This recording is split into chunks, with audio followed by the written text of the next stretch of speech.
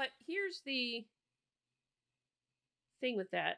I don't have a problem with it because if students are thinking about it in terms of it being their education, because it's their education. It's not NYU's education. It's not any university's education. If you are the student going to the university, it is your education. You are responsible for it, not anyone else. This is where it kind of matters. Think about the fact that in so many disciplines in STEM, it's connected to so many things that are super important and relevant in society. Medicine, doctors being one of them, travel on airplanes, infrastructure, pharmaceuticals.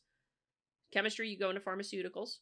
If you're in physical sciences, you can end up being in meteorology and climatology, in geology and hydrology and what have you. And there's a innumerable number of fields to go into with that. All of them have profound impacts and connections on society.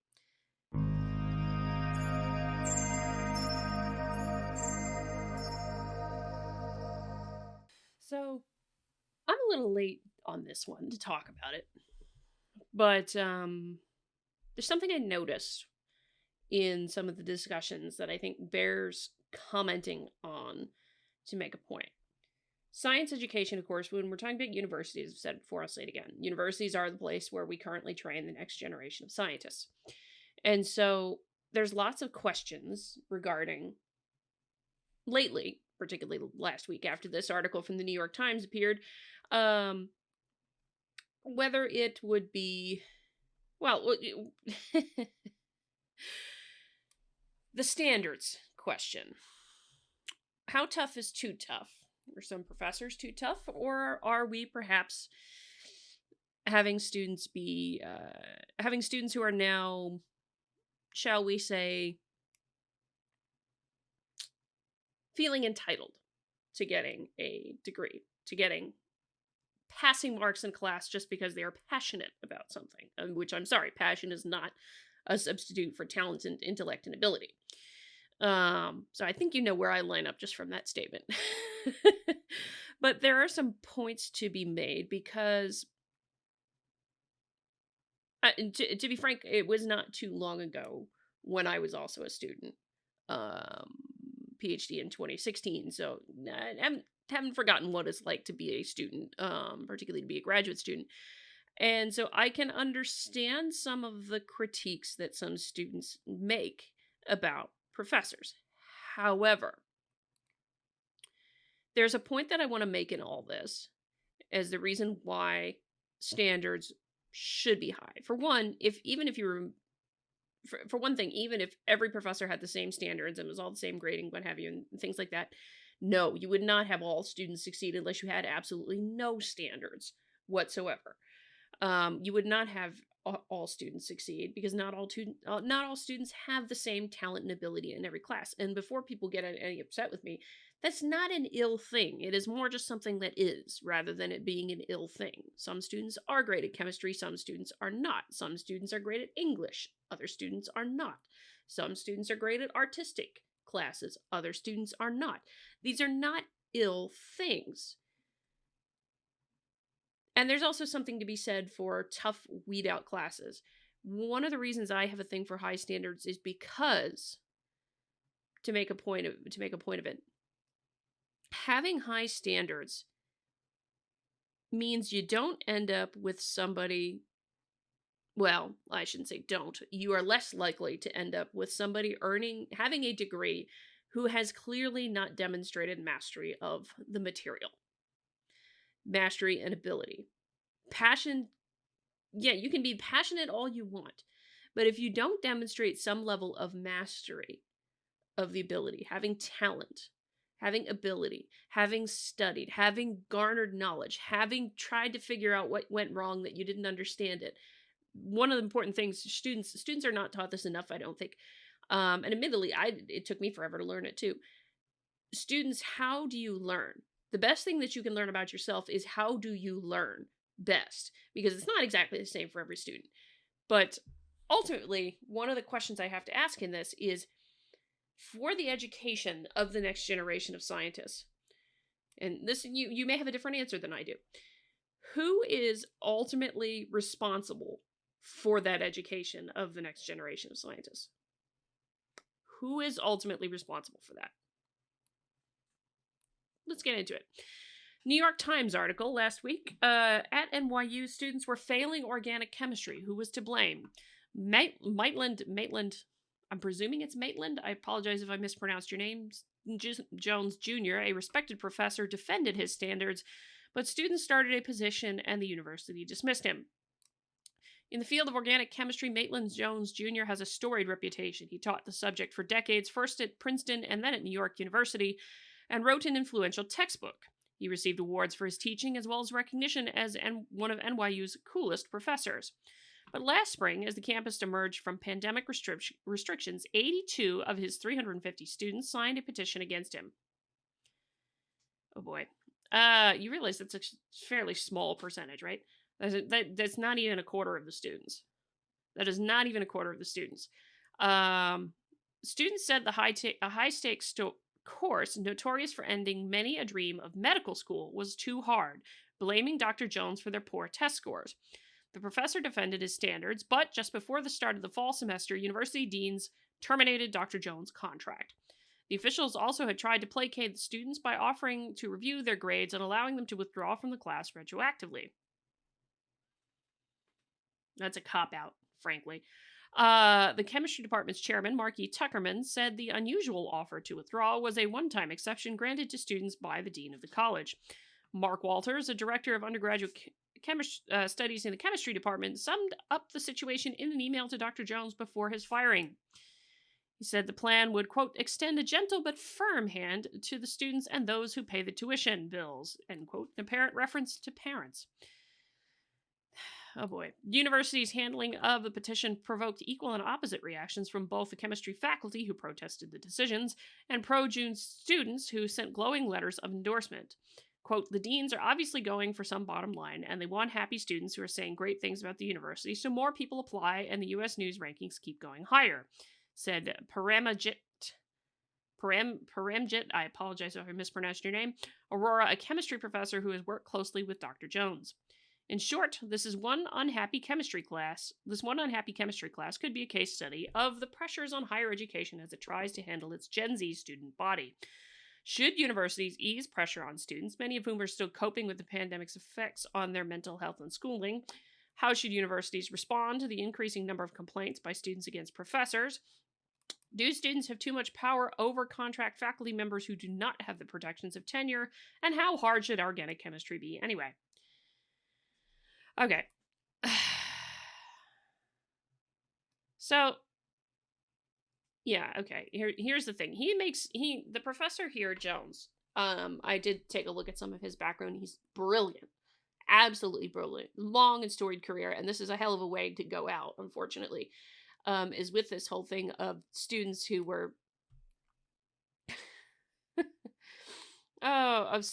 all sorts of upset that they didn't get what they wanted. So I want to read something here important with this in terms of what the professor observes. Admittedly, this is the professor's point of view, and I might give New York Times a little bit of credit that they tried to show some of this a bit more, but anyway. After retiring from Princeton in 2007, he taught organic chemistry at NYU on a series of yearly contracts. About a decade ago, he said in an interview, he noticed a loss of focus among the students, even as more of them enrolled in his class hoping to pursue medical careers. Quote, students were misreading exam questions at an astonishing rate. End quote. He wrote in a grievance to the university protesting his termination. Grades fell even as he reduced the difficulty of his exams. The problem was exacerbated by the pandemic, he said, quote, in the last 2 years they fell off a cliff, he wrote. We now see a single-digit scores and even zeros. After several years of COVID learning loss, the students not only didn't study, they didn't seem to know how to study. To ease pandemic stress, Dr. Jones and 2 other professors taped 52 organic chemistry lectures. Dr. Jones said he personally paid more than $5,000 for the videos, and they are still used by the university. That was not enough. In 2020, some 30 students out of 475, that's not even a tenth of the students, filed a petition asking for more help, said Dr. Aurora, who taught the class with Dr. Jones. They were really struggling, he explained. They didn't have good internet coverage at home, all sorts of things. Professors assuaged students in an online town hall meeting, Dr. Aurora said. Many students were having other problems. Kent Christenbaum, another chemistry professor at NYU, said he discovered cheating during online tests. When he pushed the students' grades down, noting the egregious misconduct, he said they protested that, quote, they were not given the grades that would allow them to get into medical school. Now, by spring of 2022, the university was returning with fewer COVID restrictions, but anxiety continued and students seemed disengaged. So, they weren't coming to class, that's for sure, because I can count the house, Dr. Jones said in an interview. They weren't watching the videos, and they weren't able to answer the questions. Students choose between two sections, one focused on problem solving, one on the other on traditional lectures. Students in both sections shared problems in a group meet chat and began venting about the class. Those texts kick-started the petition submitted in May. We are very concerned about our scores and find they are not an accurate reflection of the time and effort put into the class. The students criticized Dr. Jones' decision to reduce the number of midterm exams from 3 to 2, flattening their chances. We urge you to realize, the petition said, that a class with such a high percentage of withdrawals and low grades has failed to make students' learning and well-being a priority and reflects poorly on the chemistry department as well as the institution as a whole. Okay. Zachariah Benzlemane, a teaching assistant in the problem-solving section of the course, defended Dr. Jones in an email to university officials. I think this petition was written more out of unhappiness with exam scores than an actual feeling of being treated unfairly.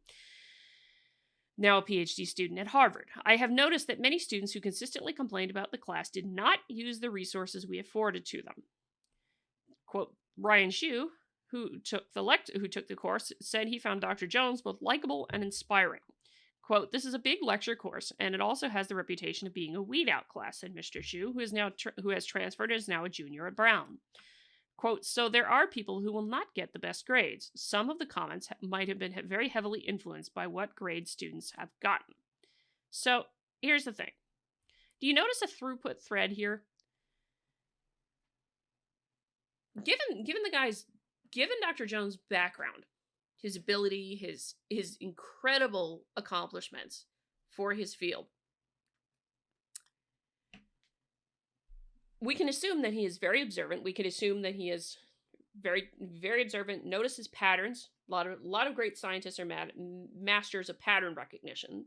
You know, they see something going on that's repeated and they wonder, why is that? And there's a physical theory here that maybe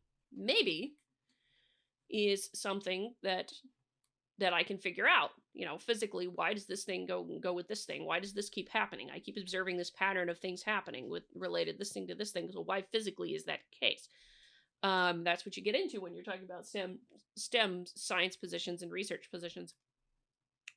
So observing a pattern amongst the students over time, and then the students themselves complaining, the grades don't reflect the time that we put into it, but the professor observes, the other TAs observe, the other students observe who are trying, that those students seeming to complain seem not to be interested in the class, seem not to be engaged, seem not to really care. One moment. If you pardon, we had a cat that was tearing into the spider webbing for Halloween decorations. Anyway, speaking of, but do you notice the throughput here? The professor is observing students are not engaged. Students don't know how to study. They're not reading exam questions very well and all this other kind of stuff. And organic chemistry is not an introductory level course. It's up there. It is a fairly advanced course in an undergrad curriculum to take, and mostly for chemistry majors, and again, also for pre-med. It does kind of matter. And so I make that observation here. And if you're seeing these kinds of things, and then you're also seeing the professor say, they're not coming to class, because I can count, who's coming in the classroom. They aren't watching the videos. You can see the view counts on the back end. You can see who's logged in on those online platforms and watch them. And yet you still have people complaining that they are not not getting grades that reflect the time and effort. Okay. This leads to the thing I want to say about this the most. In that, back to the initial question, who is most responsible for the education of the student? Frankly, it's not the professor. The professor does need to demand high standards. It's not the professor who's responsible. It's not the university administration who's responsible. Consider this. Plenty of resources there available. Videos up there so that you could watch them on your own time. You didn't have to be at the lecture.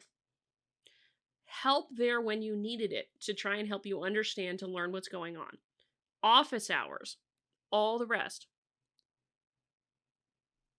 If you were trying so hard and putting so much effort into organic chemistry, into trying to learn, trying to pass the class, why did you not go get help? Why did you not go talk to the professor and ask for his advice, or ask him to explain something to you a little bit more carefully in his office hours or her office hours? If it's a different professor, because this situation could really apply to any professor. It's just unfortunate that he's getting fired for upholding the standards to make sure these students who want to become doctors, mind you, they want to become medical doctors, can actually succeed at that. It's not a bad thing to have a class that makes you realize, wow, this field of study that I want to go into is tougher than I would have ever imagined.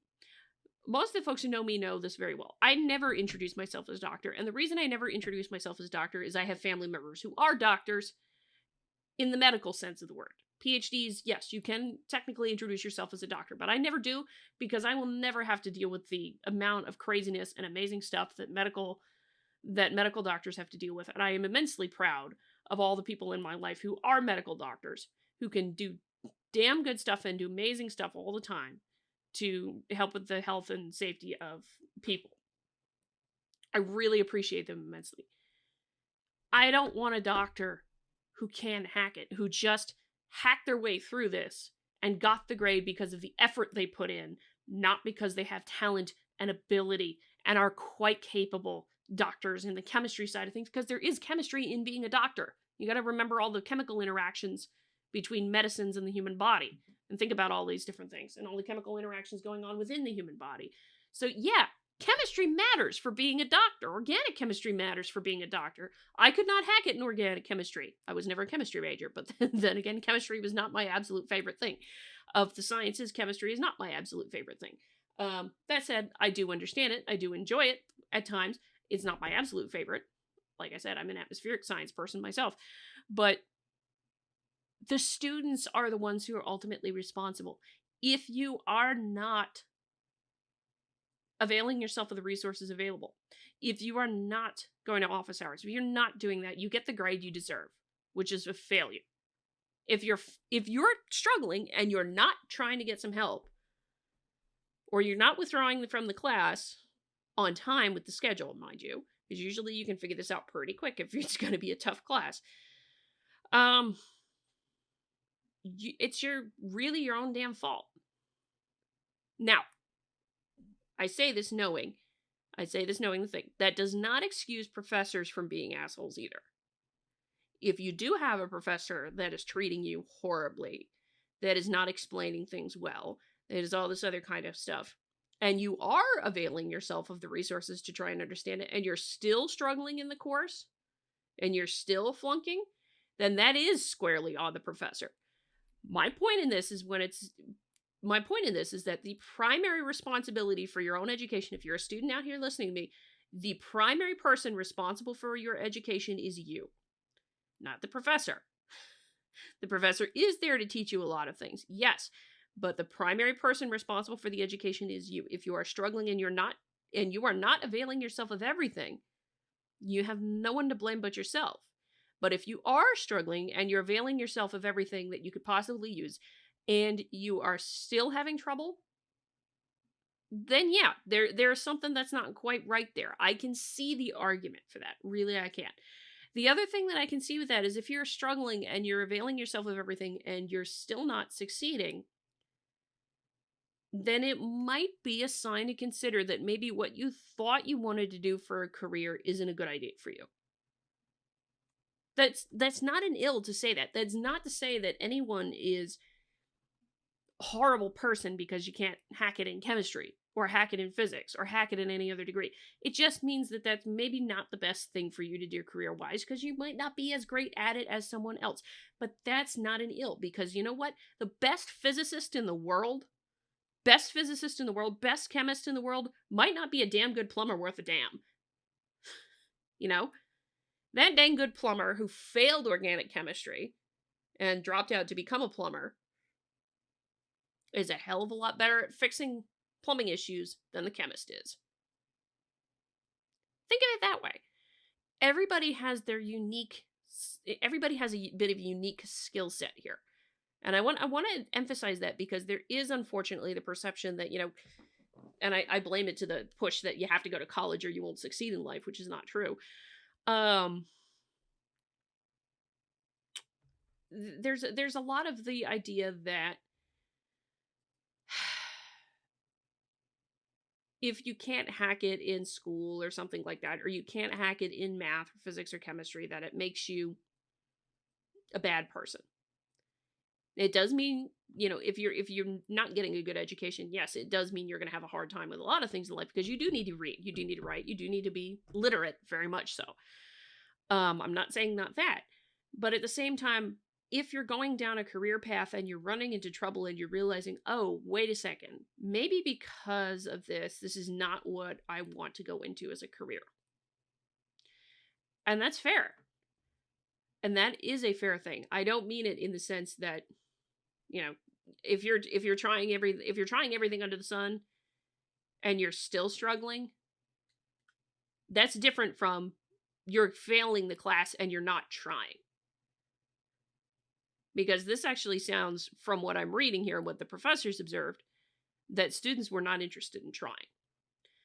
And at this point, because this is not an introductory course, mind you, this is not an introductory course. Organic chemistry is not a first year or second year course. Often this is junior or senior year chemistry when you're getting into this. At least the last I checked. So I would bring that in mind here, that at that point, when you're junior or senior year, you're looking at graduate school. You're looking at careers. You're looking at places of employment. And you got to be working hard and showing what you're capable of and showing that you can do chemistry. You should have the basics down enough that you're able to make it through an organic chemistry course and pass that class with high standards if you really want that job. Because the test of passion in this case is not just that you're, attending classes, but that you're making use of every possible dang thing to make sure that you are doing everything that you can to pass that class and to learn what you did wrong. And I think to the point of the fact that he's observing that students don't know how to study, I would add an addendum to that. Students haven't learned how to learn yet. How to learn. And how a person learns is not exactly the same between every single one, necessarily. It's not exactly the same. Now, I've been harping on one thing, and I want to add two little things just to wrap this up, because I noticed two articles, and I noticed something wrong with these two articles that points out something kind of right at the same time. You'll see what I mean. One of them comes from the Chronicle of Higher Education. What does it mean when students can't pass your course? And from Science, the wonderful, wonderful thing that is science itself, an editorial, Stop Passing the Buck on Intro Science. Let me show you a few things. Let's see. If you've got an opinion on what's wrong with higher education today, it was probably confirmed by a recent New York Times story about the departure of an organic chemistry professor from New York University after students complained about how he taught his course and graded their performance in it. The still murky facts of the case have allowed it to serve as an inkblot open to interpretation. Indeed, I agree, some of this is still somewhat murky. Point here. Let's see. Students these days aren't serious, can't study, and expect to be spoon-fed. Wow. Financially motivated administrators at overpriced fancy colleges themselves in the customer service business, letting students and parents who pay the bills call the shots. The bulk of instructors who labor off the tenure track are expendable, and with their employment conditional on keeping both the undergraduates and the administrators happy, they're unable to resist the demands. For many STEM instructors who've read and discussed the Times article, it is not entirely clear what happened in the NYU course. True, and fair point. I will admit that. Here we go. Students struggle in introductory courses in many disciplines, but failure rates tend to be particularly high in STEM. Those introductory courses, quote, have the highest DFW rates, drop, fail, withdraw, rates on most campuses for several decades at least. In fact, most of them persist back to the 30s and 40s. To me, this is a sign that they're unsuccessful courses. Oh, goodness. One piece of evidence in support of that view, the students failing introductory STEM are taking other courses across the university in which they are successful, says McKay, who is also a physics professor. Shouldn't allow science faculty the claim that there's no rigor in those other courses. That's just a claim, and it's totally false in most cases. Okay. You notice one thing interesting about that? That they're talking about students struggle in introductory courses in many disciplines. That is a true statement. Organic chemistry is not an introductory course. At least not to my knowledge in most of the chemistry curricula I've looked at in undergraduate institutions. Organic chemistry is not an introductory course. Not in the slightest. That is a hard flipping class that is much more for the upperclassmen, not for the lowerclassmen, the freshmen and sophomores who've just arrived. That would be crazy if you were teaching organic chemistry to a freshman. I don't know where that's done, and admittedly, I could be missing something. Tell me if I'm wrong. But this is claiming, based on that students, and this is the thing is, I actually agree. Students do struggle in introductory classes. That's not necessarily a bad thing either. If this is the career that they want to go into, then they gotta learn and go with it. I'm sorry to have to say it and be brutally honest with it, is that if it's an introductory chemistry course and you can't hack it in that, you aren't willing to put in the time, the work, and the labor, and that's a different story again, different story if you are just putting in the time, the work, the labor, trying to learn and understand it. But if you aren't, and you're obviously failing because you aren't trying, then why would we think you could do it as a chemist professionally? Why would we think you could do it as a physicist professionally? People, there's the misbegotten notion that, science is an easy thing. Let's put it that way. It is not necessarily an easy thing, nor should it be. Consider everything that helps with science. And I will, before I forget, so,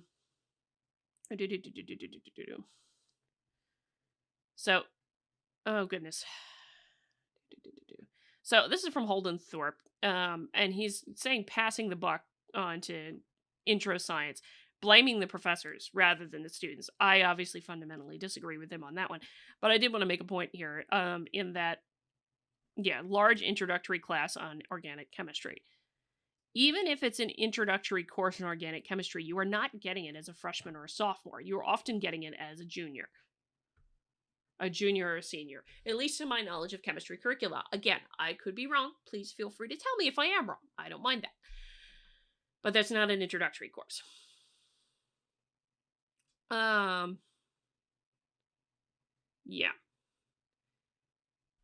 And here's the thing. I said it again, and I said it at the beginning, I'll say it again. The primary person responsible for your education, if you are a student, primary person responsible for your education is you. Go look in a mirror, you're the person responsible. If you go look in a mirror, who do you see? You. You see you, right? You are responsible for your education if you're in college at that point. Not anyone else, not the professor, not the university. You are responsible for it. Again, it is a completely different thing. It is a completely different thing if you are availing yourself of everything, you're trying damn hard and what have you, and you can't succeed, and you're well, not can't succeed, but you're really struggling even then there's a question to ask. There's a question to ask of, is this the right career for me if I'm struggling this much in here?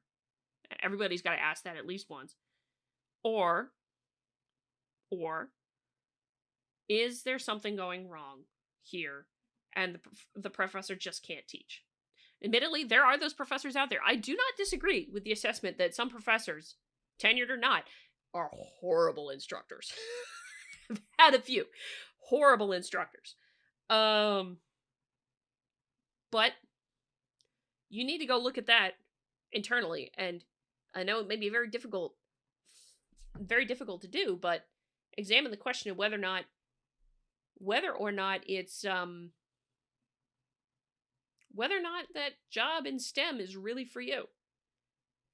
And the reason I don't have a problem with the idea of saying these courses need to be difficult, these courses need to weed out for lack of a better word, weed out the students who don't have the talent or really shouldn't be in STEM or more talented elsewhere. And yeah, I mean, no, there's rigor in all the classes, but like I said, not everybody's going to be talented in STEM, nor should they be. Nor should everybody be equally talented in everything. Wouldn't we lose a lot of beautiful diversity in that? If everybody was talented in exactly the same thing, God, that would be a boring world. But here's the thing with that. I don't have a problem with it, because if students are thinking about it in terms of it being their education, because it's their education. It's not NYU's education. It's not any university's education. If you are the student going to the university, it is your education. You are responsible for it, not anyone else. And this isn't, and this is where I'm struggling, because you can tell this is raw and unfiltered as usual. This is where it kind of matters. Think about the fact that in so many disciplines in STEM, it's connected to so many things that are super important and relevant in society. Medicine, doctors being one of them, travel on airplanes, infrastructure, pharmaceuticals. Chemistry, you go into pharmaceuticals. If you're in physical sciences, you can end up being in meteorology and climatology, in geology and hydrology and what have you, and there's a innumerable number of fields to go into with that. All of them have profound impacts and connections on society. This is why, I'm sorry, not everybody can be in those fields, because you do need the best, and you need to have the rigor to have the best in those fields. And I'm not saying there's not rigor in other fields, because there is rigor in those other fields, in those other courses. And students failed those too. In terms of introductory courses, of course you don't want everybody to fail, but that's not necessarily in the professor's control. The professor has to set the standards, and the student has to be responsible for meeting those standards. The student has to be responsible for their education. Otherwise, what are we telling the next generation of scientists? That they just have to be, they don't have to excel to be a good scientist, in other words. And what are we going to do with society after that? That's the kind of concerns that I have with it. Let me know what you think. Hit the like button on the way out the door, comment on the video, share the video, subscribe to the channel, all that lovely good jazz. And until next time, I'm Adrian. I hope you all stay curious.